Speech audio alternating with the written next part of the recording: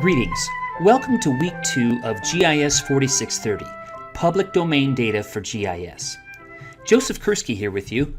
During Week 2, you will have the opportunity to learn about spatial data models, major portals for vector spatial data, and considering issues of data quality.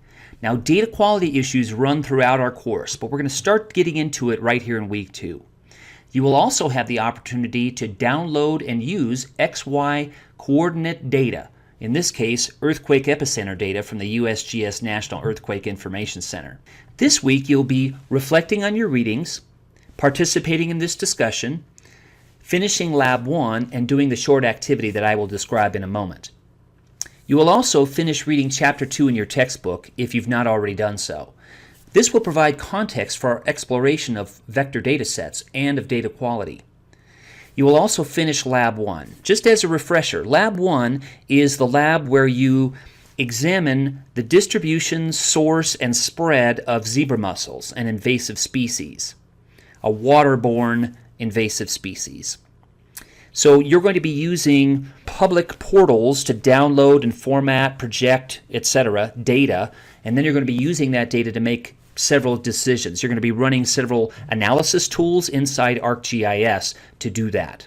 Also, you're going to be completing this short hands-on activity that I will describe in a moment, and it has to do with XY data.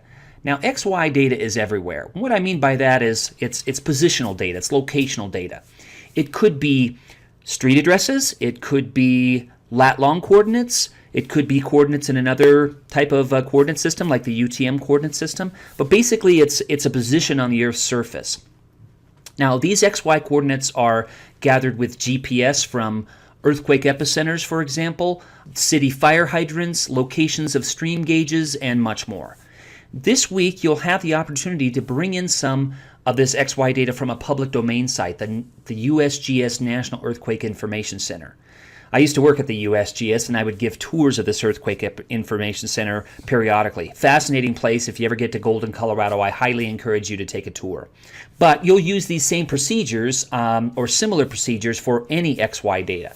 So think about XY data as sort of a treasure trove of information for GIS. And what you're going to be doing is you're going to be downloading this Earthquake Information database, and you're going to be querying the data set for a certain week. I'm going to have you either look at the last 7 days of earthquakes or the last month of earthquakes. But I encourage you to come back to this site because you can actually query the data set to come up with major earthquakes or over the last year or above 6.0 in magnitude or deeper than X depth, kilometers below the surface, and so on. So it's a great way of getting into what kinds of data you can actually bring into your GIS environment to make decisions.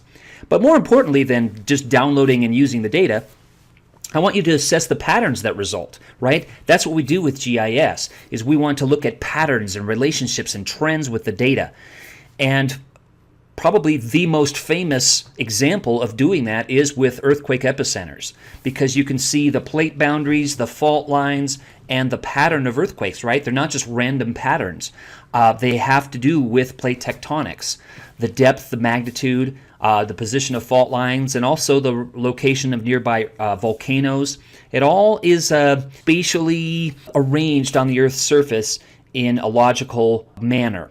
Also, though, there's a bit of unknown because we can look at the historical pattern of earthquakes and maybe predict where the next ones will be, but there's also a lot we don't know about the Earth's crust and about plate tectonics itself.